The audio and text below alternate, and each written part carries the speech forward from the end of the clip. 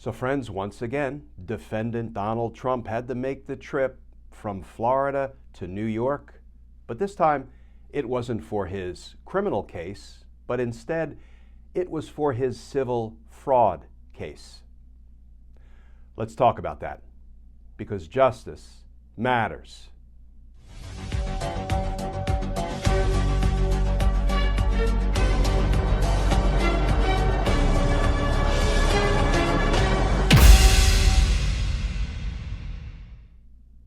Hey all, Glenn Kirshner here. So defendant Donald Trump is back in New York to sit for a second deposition, to once again be placed under oath and asked questions about his corrupt and fraudulent Trump Organization business practices. Those questions are being posed by New York Attorney General Letitia James' trial team. Here is the reporting from the New York Times. Headline: Trump faces questioning in New York Attorney General's lawsuit. Letitia James, the Attorney General, has sued Donald Trump and 3 of his adult children, accusing them of a staggering fraud. And there's defendant Trump arriving for his deposition. You can see the Justice Matters protest sign there as he arrives. That's courtesy of the ever-present Team Justice warrior, Kathleen. And the New York Times article begins, Donald J. Trump was being questioned under oath on Thursday in a civil fraud lawsuit brought by New York Attorney General Letitia James, the latest in a series of legal predicaments entangling the former president, who also faces a separate 34-count criminal indictment unsealed last week. Predicaments. That's one word for it.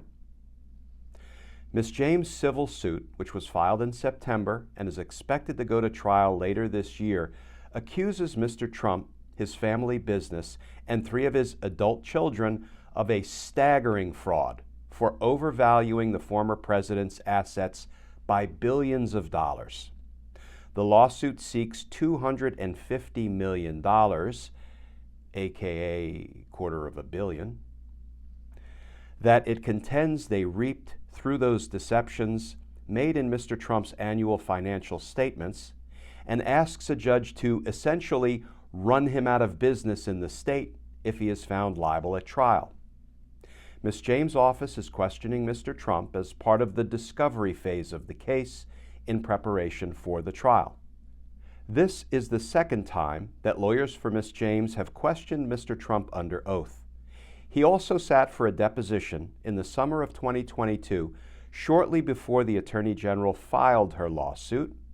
During that deposition, Mr. Trump lashed out at Ms. James, a Democrat, accusing her of being motivated by politics and then invoking his Fifth Amendment right against self-incrimination hundreds of times over the course of 4 hours. And more specifically, regarding Donald Trump pleading the Fifth last time he sat for a deposition in the case brought against him and his children by New York Attorney General Tish James, here was the reporting by NBC News at the time. Trump invokes the Fifth Amendment nearly 450 times in New York Attorney General's civil probe of his business practices. Back to the New York Times reporting. Depositions are held in private, so the specific of Trump's testimony will not be immediately known, but Mr. Trump was not planning to assert his Fifth Amendment right against self-incrimination, people familiar with his thinking said. People familiar with Donald Trump's thinking. On Thursday, Alina Habba, one of his lawyers, issued a statement strongly suggesting that he would answer questions. Quote, President Trump is not only willing, but also eager to testify before the Attorney General today, the statement said. He remains resolute in his stance that he has nothing to conceal, and he looks forward to educating the Attorney General about the immense success of his multi-billion-dollar company, close quote. How very Trumpian, demeaning, condescending, disrespectful. Defendant Trump is looking forward to educating New York Attorney General Letitia James. I'll tell you what, on the who will educate whom front, my money is riding on Attorney General James. So friends, based on this reporting, let's take on two questions. First question, what are the implications of Donald Trump pleading the fifth in this deposition versus actually answering questions substantively? Well, I'm pleased to report that for Donald Trump, it's a lose-lose proposition. Of course, losing is kind of Donald Trump's strong suit, right? It's kind of his thing. So in the setting of a civil case like this deposition in New York, if you plead the fifth, that can be held against you. In the civil case, the jury will actually be instructed that during the deposition, Donald Trump pled the fifth 450 times. What does that mean? It means that if he were to answer those questions truthfully, the answers would have hurt his case in the civil fraud matter. So basically, a civil jury can hold it against you if you plead the fifth. So Donald Trump is already sunk, whether he decides to testify this second time in a deposition or not, because those 450 invocations of his Fifth Amendment right against self-incrimination will be used against him in the civil case. However, in a criminal case, like New York District Attorney Alvin Bragg's prosecution of Donald Trump, your invocation of your Fifth Amendment right against self-incrimination can never be used against you. But here's the thing. If Donald Trump chooses to testify this time, as his attorney promised he would, because, he wants to educate Attorney General James, if he testifies, every single word of that testimony will be provided to New York District Attorney Alvin Bragg, and every single word of it can be used against him in the criminal case. So Donald Trump and his lawyer might be full of bluff and bluster right now, but at the end of the day, they may just go ahead and have him plead the fifth to try to prevent doing further damage to Donald Trump in his criminal case. We'll see. Let's take on one more question. This civil fraud trial, seeking $250 million and, seeking to run Donald Trump out of New York on a rail, preventing him from doing business in New York in the future, it's set for trial on October 2nd of this year. Will it go to trial or will it get continued? Well, I think the presiding judge, Judge Arthur Engoron, has given us some insight into the answer to that question.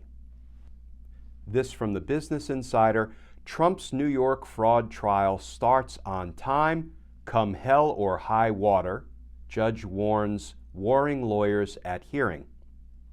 New York's $250 million fraud lawsuit against Donald Trump, his family, and his company will go to trial this October as scheduled. A judge warned at a court hearing on Wednesday, as lawyers for both sides continued warring over a seemingly basic definition. What is the Trump Organization? This quote from the judge, quote, "I am determined to start this case on time," the judge, State Supreme Court Justice Arthur Engoron, told 15 lawyers and legal support staff in a Manhattan courtroom. Quote, "Come hell or high water, and pardon my French," close quote, the judge added of his set-in-stone trial start time, 10 a.m. on Monday, October 2nd, 2023. I didn't know hell or high water was French. But it seems pretty clear that Judge Engoron is determined that Donald Trump will go to trial in his civil fraud lawsuit beginning in October. So it looks like that may very well be the first trial to kick off against Donald Trump.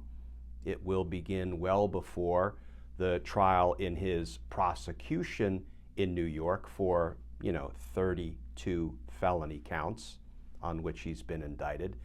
And it will likely be before we see the possibility of any trial in Georgia, though it looks like indictments are coming, or federally, though it looks like indictments are coming.